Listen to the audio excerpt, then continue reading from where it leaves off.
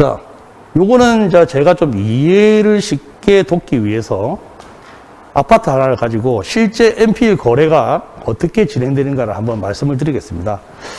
자, 여기 실거래가 10억짜리 아파트가 하나 있습니다.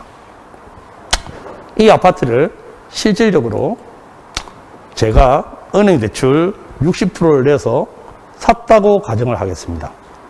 6억의 대출을 일으키면 은행은 바로 저 아파트의 등기부등본에 120%의 채권 최고 금액 7억 2천만 원을 설정하게 됩니다.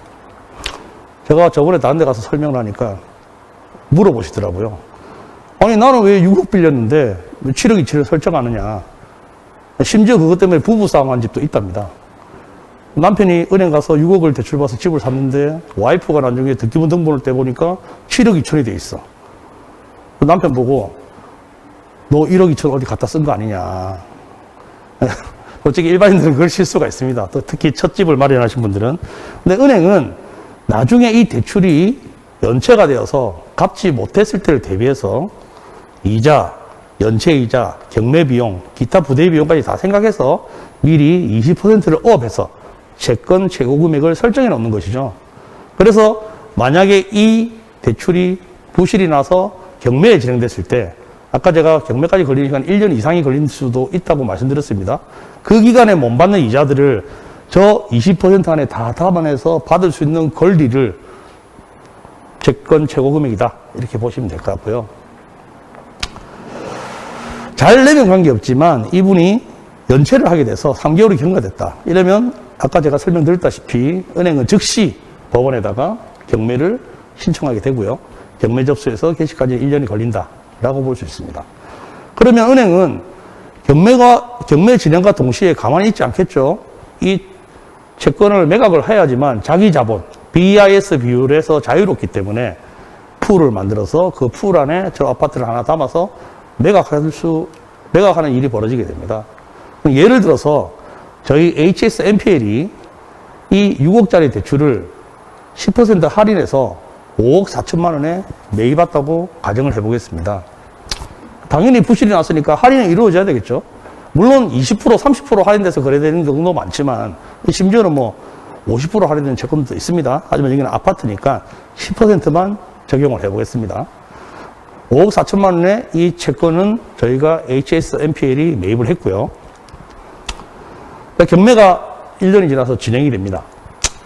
보통 아파트는 실거래가하고 감정가가 거의 비슷하기 때문에 실거래가 10억에서 경매를 진행했다고 가정하겠습니다. 자, 1차에 10억에 진행하니까 아무도 사질 않습니다. 왜냐면 그냥 돈 주고도 10억에 살 수 있기 때문에 유찰이 되겠죠. 한번 유찰이 되고 20%가 떨어지니까 8억의 경매가 진행됐어요.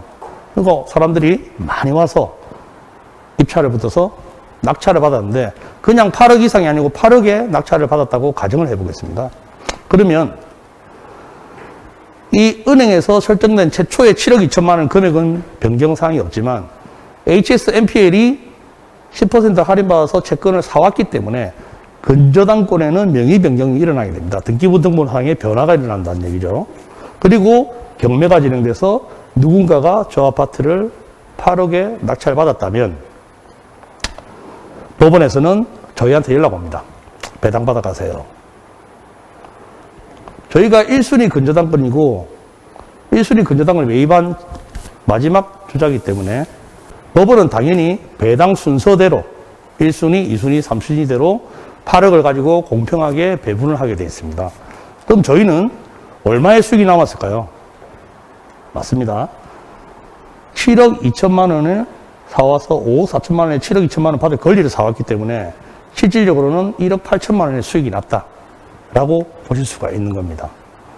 물론 이 부분이 꼭 금액이 이렇다라고 해서 단정지을 수 없지만 예를 들어서 말씀드린 겁니다. 하지만 2차에 만약에 낙찰이 안 되고 또다시 유찰이 되었다고 가정을 해보면 그럼 또다시 8억에서 20%가 떨어진 6억 4천의 경매가 진행된다고 말씀 한번 드려보겠습니다. 그러면 저희 입장에서는 아까 8억이 낙찰됐을 때 수익이 1억 8천만 원 있는데 3차에 되면 6억 4천이면 수익이 줄어들겠죠? 이럴 때 그러면 저희는 가만히 있느냐? 그렇지 않습니다. 저희는 이럴 때 적극적으로 채권 최고금액 120%를 활용해서 응찰에 임하게 됩니다. 그래서 저 10억짜리 감정가 아파트를 직접 유입해서 가져오게 됩니다. 자, 2차에서 8억 유찰돼서 6억 4천이죠. 저희는 7억 2천만 원까지 썼습니다. 왜? 내가 낙찰받아서 7억 2천만 원을 법원에 잔금을 내게 되면 1순위 건조당권자는 저희기 때문에 법원은 다시 저희한테 돈을 7억 2천만 원을 주게 됩니다. 근데 저희는 채권을 5억 4천에 사왔기 때문에 아무런 문제가 없는 거죠. 근데 만일 7억 2천을 썼는데 다른 사람이 더 많이 써서 낙찰 못 받으면 어떻게 해요? 라고 물어보시는 분이 계십니다. 관계없습니다.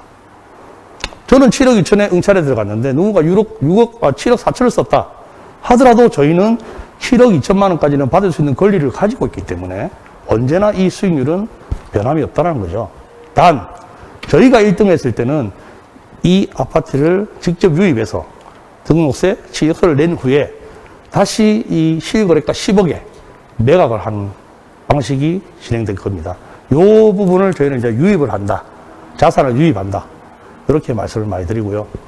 물론 여기까지의 과정에서 가정에서 예시는 있습니다. 보통 아파트는 특히 서울이나 부산이나 6대 광역시들 중에 실거래가 10억짜리 아파트는 이 3차까지 떨어질 이유가 없겠죠.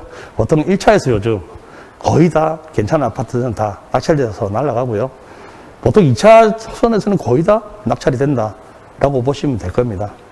그래서 예시를 들어서 제가 설명한 거니까 한번 잘 이해해 주시면 될 것 같습니다. 쉽죠? 어려운 게 하나도 없습니다.